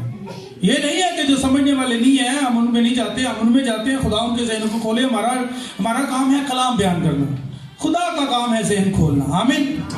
अब मैं बात कर रहा था, हमने पहले बात की दानियल की। जो दानियल में था वो बड़ा था। अब जो इब्रानी बच्चों में था वो क्या था? वो आग से और उस बड़ी मुसीबत से क्या था? बड़ा था। अब सदरक, मीशक, अब्दनगो, 3 इब्रानी लड़के जो कलाम के साथ खड़े थे, क्या थे? अब बादशाह ने फैसला किया, क्योंकि कन्वेंशन करते हैं, बड़ी सी इबादत करते हैं, कोई एहतमाम करते हैं। उसने बड़े ग्राउंड में बड़ी मूर्ति खड़ी की, बड़ी मूर्त खड़ी करके बड़ी इबादत का इंतजाम किया। कहा आज क्या होगी इस मैदान में? आज कन्वेंशन है, बड़ी इबादत है आज। आमीन। आज बड़ी इबादत है। अब वहां पर बादशाह ने फैसला किया हुआ है, और यहाँ पर सदरक, मीशक, अब्दनगो ने भी फैसला कर लिया है कि हम भी इबादत करेंगे। हम भी करेंगे इबादत। तुम भी करोगे तो हम भी करेंगे। हाँ, तुम करो बाहर इबादत, हम आग में करेंगे। हम आग में करेंगे। बादशाह ने कहा जब साजों की आवाज सुनो तो क्या करना है? सब सर झुक जाने चाहिए। पर सदरक, मीशक, अब्दनगो ने सर न झुकाया, सीधे खड़े रहे। कहा बादशाह सुन, है बादशाह, इसको कहते हैं दलेरी की रूह। सुन है बादशाह, जब पाकरू आता है, कैसे पता चलेगा पाकरू है? पाकरू जब आता है तो खौफ नहीं होता जाति जूलियत का, फिर कलाम बयान करने में कोई डरेगा नहीं। हालेलुया। ये निशानी है, ये भी एक खुदा के खादिम ने बताया। अब बादशाह ने देखा कि सबने सर झुका लिए हैं, तो इसने क्यों नहीं झुकाया? अब आप कह रहे होंगे दानियल ने भी झुका लिया था। नहीं, दानियल की सूरत में तो वो मूर्ति का नहीं थी, ठीक है ना। अब क्या हुआ? सदरक, मीशक, अब्दनगो ने सजदा नहीं किया, और फरमान क्या था? जो सजदा नहीं करेगा उसे आग की भट्टी में डाल दिया जाएगा। ऐसा ही है। आग की भट्टी में डाल दिया जाएगा। आग की भट्टी का खौफ नहीं है, मौत में जाने का खौफ नहीं है, पर ये जानते हैं ये इब्रानी लड़के कि जो हमारा खुदा है वो हमें इस आग की भट्टी से बचाना जानता है। ऐ बादशाह सुन, अगर वो नहीं भी बचाएगा तो हम फिर भी तेरी मूर्ति के आगे सजदा नहीं करेंगे। तेरी मूर्ति के आगे सजदा ये है खुदा के लोगों की एक ही बात होती है। ये नहीं वो मैंने तो वैसे ये बात की थी, आपने गलत ले लिया है, नहीं एक ही बात, बस यीशु नाम का बपतिस्मा है, एंड तक यही बात है। आमीन। ये नहीं कि किसी को नाराज नहीं करना तो वहां पर जाकर थोड़ी गड़बड़ कर दें, कलाम की सच्चाई बयान करनी है। आमीन। अब क्या हुआ, अब ऊपर से खुदा के खादम ने यह ख्याल बताया है, अब ऊपर से खुदा देख रहा है कि नीचे क्या हो रहा है। सदर बिशप अब्दुल नजू ने मरने का फैसला कर लिया है, आज आग में इबादत करने का फैसला कर लिया है। तुम बाहर इबादत करो, हम यहां नहीं करेंगे, यहां पर हमारा खुदा नहीं है, हम आग में इबादत करेंगे। तुम बाहर इबादत करो, हम अंदर जाकर इबादत करेंगे, हमें मौत का डर नहीं है। बादशाह ने कहा अच्छा ठीक है। अब ऊपर से खुदा भी देख रहा था। बादशाह ने कहा कि आग को कितना बढ़ा दो, 7 गुना, आग की भट्टी को 7 गुना बढ़ा दो। आग की भट्टी को 7 गुना बढ़ा दिया गया।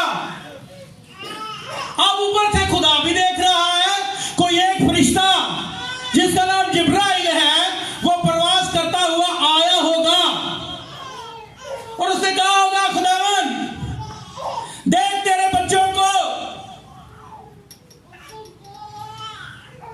ये लोग जो हैं कहां डालने वाले हैं, आग की भट्टी में डालने वाले हैं। खुदावन मुझे इजाजत दे मैं जाऊं और इन्हें सब गरक कर दूं। खुदावन ने कहा तू अच्छा फरिश्ता है, तू अच्छा फरिश्ता, तू नहीं जाएगा, तू अच्छा फरिश्ता है, तू नहीं जाएगा। दूसरा फरिश्ता आया होगा, उससे कहा होगा खुदावन देख अभी ये पहलवान जो हैं, जो बादशाह ने बुलवाए हैं इनको फिकवाने के लिए आग की भट्टी में देख डालने ही वाले हैं। खुदावन मुझे इजाजत दे मैं जाऊं और जैसे नूह के जमाना में पानी से दुनिया तबाह हुई, मैं फिर से तबाह कर दूंगा। ऐ खुदावन तू मुझे इजाजत दे। फितरत भी जो है उसके ऑर्डर का इंतजार कर रही थी, हर चीज, तूफान, हर चीज उसके ऑर्डर का इंतजार कर रही थी। पर खुदा ने उस फरिश्ते को भी कहा कि तू प्यारा फरिश्ता है, तू नहीं जाएगा, ये मेरे बच्चे हैं, ये मेरे लोग हैं, कोई नहीं जाएगा, मैं खुद जाऊंगा, मैं खुद जाऊंगा, ये मेरे बच्चे हैं, मैं इनके लिए जाऊंगा। खुदावन उतरा वहां, आ गया आग की भट्टी में। कितने डाले, जहां 2 या 3 मैं वहां। हालेलुया, खुदावन के खिलाफ ये बात है। क्योंकि जो इब्रानी बच्चों में था वो बादशाह से, हर आग से, मुसीबत से क्या था, बढ़कर था। अब वो जो एलिया में था, किसमें था, एलिया में। जब एलिया नाम आता है, एलिया भी बड़ा फेमस नबी है, सब जानते हैं। हाँ जी, बच्चे बताएं जरा, कौन कौन जानते हैं बच्चे जरा, बेटा आप भी जानते हैं एलिया के बारे में। एलिया एक नबी था, क्या था, एलिया एक नबी था। और एक दिन एलिया ने क्या कहा कि बारिश कितने साल तक नहीं होगी, 3.5 साल तक बारिश नहीं होगी। एलिया ने मुखालफत की थी इस्बल की और उसके शौहर की, उसकी हर तालीम की मुखालफत की थी। वो डरा नहीं, उसने वहां पर खुदा का सुखन जो है वो बयान किया, बताया कि खुदावंद खुदा यूं फरमाता है। वो उनकी हर तंजीम के, हर जो उनके अपने इंसानी ख्यालात थे, जो तरीकेकार उन्होंने बनाए हुए थे, जो वो खुदा का तरीका नहीं है, उसकी क्या था, खिलाफ था। और उसने कहा कि आसमान से क्या होगा, बारिश नहीं होगी, और बारिश नहीं हुई। क्यों नहीं हुई, क्योंकि वो खुदा का हुक्म था। जी, वो खुदा का हुक्म था। क्योंकि जो एलिया के अंदर है वो फितरत से भी हर चीज से बड़ा है। और एक दिन एलिया ने कहा कि बारिश हो जाए, और बारिश हो गई। ये एलिया के कहने पर नहीं हो रही थी। ये एलिया जो था वो तो इंसान था, खलकत का हिस्सा था, समझे। ऐसा करने के लिए खालिक की जरूरत है, और जो एलिया में था वो खुदा खुद था। आमीन। वो खालिक था, क्योंकि जो एरिया में है वो मौत से भी बड़ा है। ऐसे रथ पर बैठ के वो अपने घर चला गया जब वो नबी का जाने का वक्त आया। जो एरिया के अंदर था वो किससे बड़ा था? वो मौत से भी बड़ा था। आमीन आमीन। बेशक जो एरिया में था वो मौत से भी बढ़कर था, बेशक। अब देखें फिर बीमारियों का क्या। अब खुदा के खादिम ने ये बताया है कि फिर बीमारियों का क्या। हम में से बहुत सारी बहनें जो हैं वो आती है पास्टर के पास, बताती हैं कि हमें ये बीमारी है, हमें ये प्रॉब्लम है, औलाद नहीं होती, ये प्रॉब्लम है, कैंसर हो गया है, ये बीमारी हो गई है। पर खादिमों को चाहिए ये बताना कि जो हमारे अंदर है वो बीमारियों से भी बड़ा है, वो बीमारियों को दूर कर सकता है। अब एक बात है, डॉक्टर कहते हैं कैंसर का इलाज नहीं है, कहते हैं ना कैंसर का इलाज नहीं है। बहुत सारी ऐसी बीमारियां हैं जिनका इलाज जो है दरियाफ्त नहीं हुआ। वो कहते हैं इसका इलाज नहीं है, इसका भी नहीं है, उसका भी नहीं है। बहुत सारी ऐसी बीमारियां हैं जिनका इलाज नहीं है। डॉक्टर जो है वहां पर क्या है? फेल है। डॉक्टर बताते हैं यह बीमारी का इलाज नहीं है, आप यीशु के पास आ जाए, उसे अपना निजात दहिंदा कबूल कर ले। क्योंकि बाइबल कई बार ये नहीं कहती कि कैंसर का इलाज नहीं है, बाइबल ये नहीं कहती कि टीबी का इलाज नहीं है। बाइबल के अंदर तो हमारे मुनाजी खुदा के पास तो मौत का भी इलाज है, वो मौत का भी इलाज करता है। हालेलुया। बीमारियां क्या है? जो आप में है वो बीमारियों से भी बड़ा है। तो लिहाजा आज के बाद बीमारियों से नहीं डरना। जितने लोग बीमार हैं ना वो कह दे बीमारियों को। मैं आपको एक बात बताता हूँ, डॉक्टर में कहती है हमें ये बीमारी है, डॉक्टर ने टेस्ट किया, टेस्ट करवाएं, बीबी आप टेस्ट करवा लें, मुझे लग रहा है आपको ये प्रॉब्लम है, और वो प्रॉब्लम निकल आती है, तो हम मान भी लेते हैं। नहीं मानना नहीं है, ना माने। अब मैं डॉक्टरी के खिलाफ नहीं, मैं ईमान की बात, ईमान के लेवल की बात कर रहा हूं। हमने मानना नहीं है। जब हम मान लेते हैं तो उस बीमारी को अपने ऊपर काम करने देते हैं, क्योंकि ये बीमारी जो है ये खलल पैदा करती है। क्या पैदा करती है? खलल पैदा करती है। ये खुदा के काम के दरमियान भी, आपके दरमियान भी क्या करती है? खलल पैदा करती है।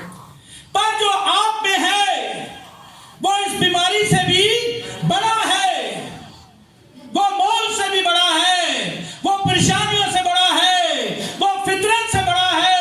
हमें डरने की जरूरत नहीं है। अगर कोई बहन या कोई भाई कोई बीमार है तो बस ये ईमान रख ले कि खुदा ने मुझे शिफा दे दी है। जब कोई खादिम दुआ करता है ना, अब मेरा टॉपिक चेंज हो रहा है, अब जब कोई खादिम दुआ करता है ना तो हम अपने आप को चेक करते हैं, क्या ठीक हो गए हैं? नहीं अभी तक नहीं ठीक हुआ। ईमान रखें। मैं खुदा के खादिम की एक बात बताना चाहता हूं आपको। खुदा के खादिम कहते हैं, बताते हैं कि एक अंधा था। क्या था? एक अंधे की बात बताते हैं। बहुत सारे भाइयों ने ये पढ़ी होगी। तो वो अंधा जो है वो लाइन में लगा तो दुआ करवा रहा था, तो खादिम के पास पहुंचा। मैं शॉर्ट इसे बताऊंगा, आपने पूरा इसे पढ़ा हुआ है, टाइम ज्यादा ना लूं इसलिए जल्दी जल्दी। तो वो अंधा खुदा के खादिम विलियम ब्रैनम के पास आया, तो खुदा के खादिम ने कहा आपके लिए क्या करूं? ये कि मैं देख सकूं, दुआ करें आज। तो खुदा के खादिम ने क्या कहा? जा तेरी आंखें ठीक होगी, जा तेरी आंखें खुल गई हैं। और उसकी आंखें खुली नहीं थी, उसकी आंखें नहीं खुली थी, पर उसने ईमान रख लिया कि मेरी आंखें खुल गई। यकीन माने, ये है ईमान का लेवल। इसको कहते हैं सुपर सेंस। ये सुपर सेंस है। छठी हिस्स जिसको सुपर सेंस कहते हैं, ठीक है। ये है ईमान। अब क्या हुआ? खुदा के खादिम ने कह दिया, उसको फिर दोबारा से लाइन में लगा दिया कि दोबारा से दुआ करवा, तू अभी तक अंधा है। खुदा के खादिम ने कहा, जब दोबारा वो बंदा आया तो खुदा के खादिम ने कहा, मैंने आपको कहा ना आप ठीक हो गया, जाए जाकर सबके पास जाकर क्या दे? गवाही दे और बताए कि आपके उसको बात की समझ आ गई, मुकाशवा मिल गया उसको, और उसने क्या किया, स्टिक अपनी फेंक दी। अब क्या हुआ, वो खुदा के खादिम के पास से गया अपने घर में। अब वो गया होगा तो अपने बहन भाइयों को बताया होगा उसने कि मेरे लिए खुदा ने बड़ा काम किया है। उसकी माँ ने या उसके भाइयों ने कहा होगा कि क्या बड़ा काम किया है खुदा ने तेरी जिंदगी में। उसे कहा, मदर मैं तो अंधा था, अब देखे मैं ठीक हो गया हूं। उसकी माँ ने कहा नहीं। उसकी माँ ने कहा होगा, देख तू अभी तक अंधा है। तू क्या है? अंधा है तू नहीं ठीक हुआ। पता नहीं इबादत में गया था, पता नहीं क्या हो गया है, बहकी बातें कर रहा है। अब मैं थोड़ा सा उसको जो है ना जरा एग्जिट वो जैसे लिखा हुआ है वैसे नहीं बोल रहा, थोड़ा सा बात वही है, पॉइंट आप समझ रहे हैं। अब उसके भाइयों ने, उसकी बहनों ने कहा होगा, इसलिए मैं कहता हूं कहा होगा। अब देखें, ये कहा होगा कि आपकी आंखें अभी तक अंधी हैं, आपको गलतफहमी हो गई है, आपकी स्टिक की तरह नहीं, मुझे स्टिक की जरूरत नहीं है, मैं अंधा था अब मेरी आंखें खुल गई है। तो जैसे ये पिलर है ना, ऐसे उनके घर में पिलर था, तो वो बातें करता करता चलता पिलर के साथ बजा और टकराया और गिर गया। तो उसके घर वालों ने कहा, देखा तू अंधा है ना, तू ठीक नहीं हुआ। उसने कहा नहीं, मैं अंधा था पर अब मेरी आंखें खुल गई हैं, मुझ पर खुदा ने फजल किया है। वो चलते चलते ऐसे ही किसी नाई की दुकान पर पहुंच गया। किसकी दुकान पर? नाई की दुकान पर पहुंच गया, और नाई भी उसके ऊपर हंस रहा था। नाई भी उसके ऊपर हंस रहा था। कटिंग करने वाला, हेयर कट जो है, वो भी उस पर हंस रहा था। उसने उसे बताया कि खुदा ने मेरी आंखें खोल दी हैं। नाई ने कहा नहीं, तू अभी तक अंधा है, तुझे गलतफहमी हुई है। वो उस पर हंस रहा था। उसने कहा, अच्छा तू ठीक हो गया है? उसने कहा, हाँ मैं ठीक हो गया हूं। अब वो तो रूहानी बात कर रहा था। उसने कहा, अच्छा फिर बता, कंघी कहां पड़ी है बता, उस्तरा कहां पड़ा है बता, साबुन कहां पड़ा है बता, ये चीजें किधर किधर पड़ी हैं। उसने कहा, मैं नहीं जानता कि कंघी कहां पड़ी है, मैं ये भी नहीं जानता कि साबुन कहां है, मैं ये भी नहीं जानता कि उस्तरा कहां है। मैं सिर्फ इतना जानता हूं कि मेरे खुदा ने मेरी आंखों को खोल दिया है।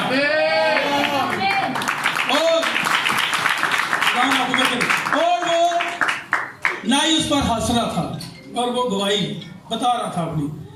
और खुदा के खादिम कहते हैं कि अभी आधी शेप हुई थी और उस अंधे की आंखें खुल गई। ये है ईमान, क्योंकि जो हम में है वो अंधेपन से और बीमारियों से क्या है, बड़ा है, वो बढ़कर है। आप किसके पास आए दुआ करवाने के लिए? वो आपकी बीमारी से बड़ा है।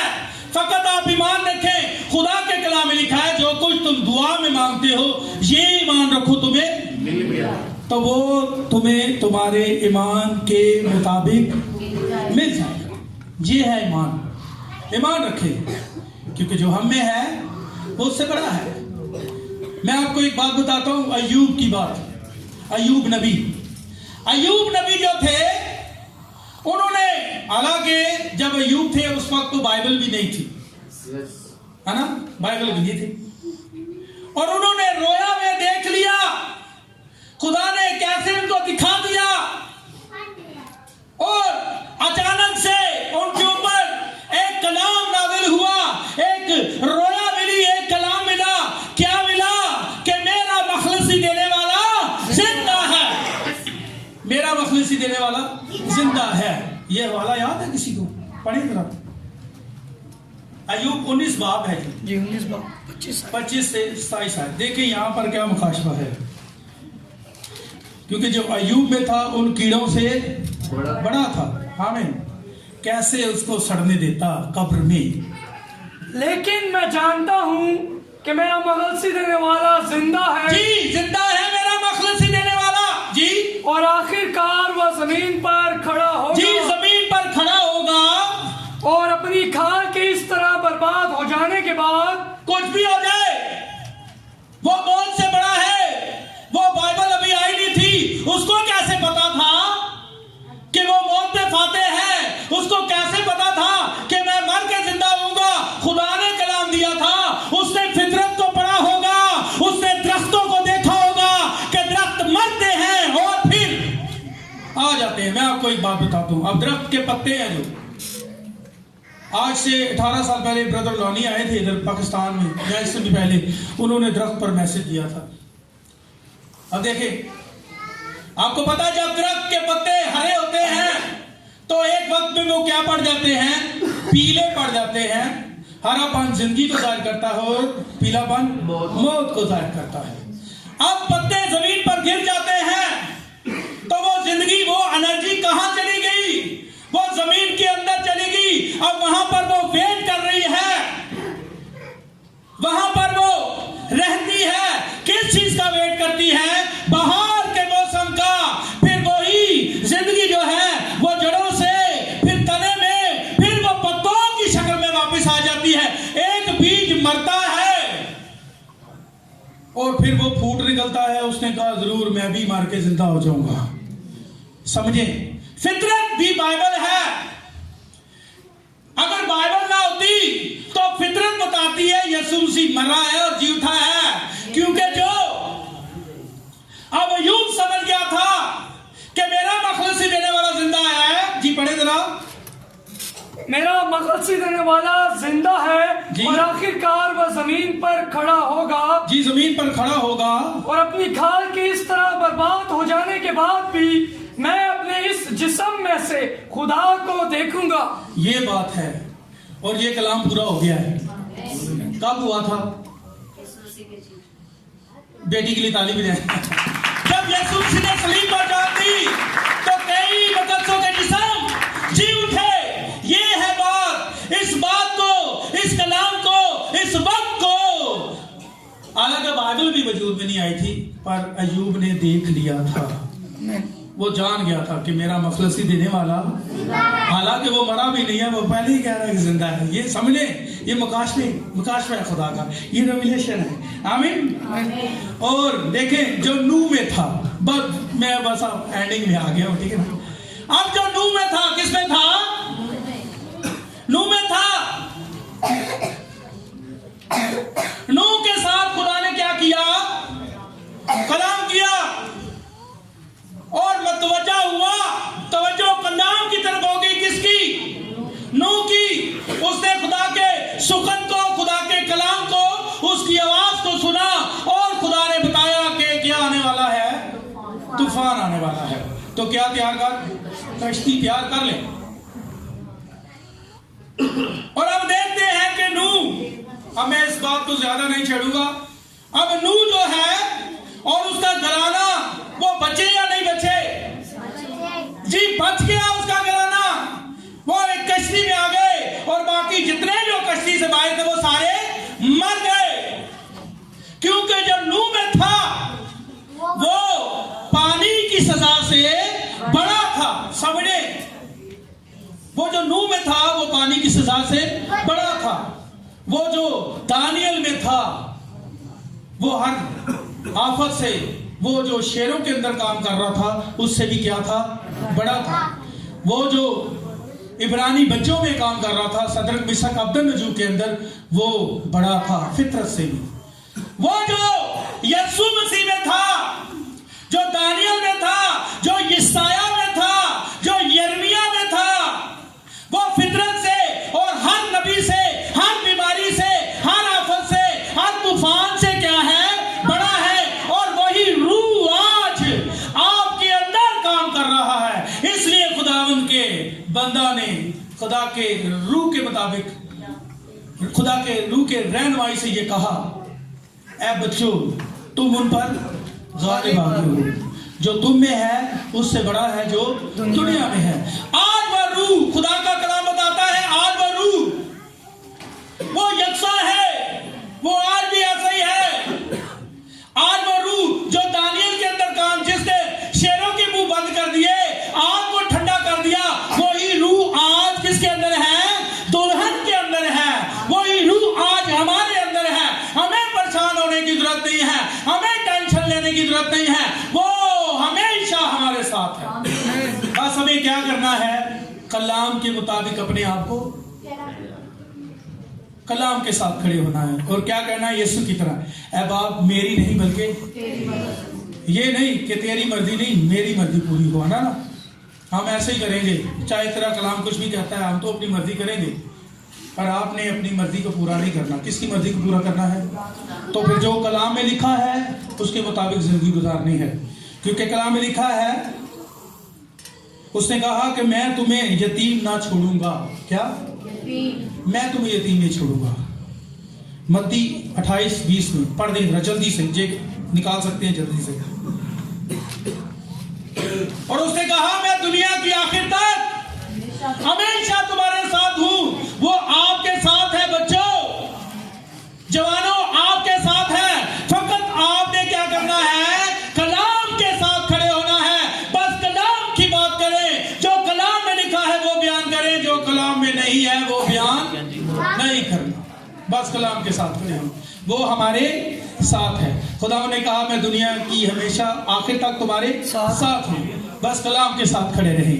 आए अपने पांव पर खड़े हो जाएं। हालेलुया। आज अपनी जिंदगी में देखें, हम देखें क्या हम खुदा के कलाम के साथ खड़े हैं।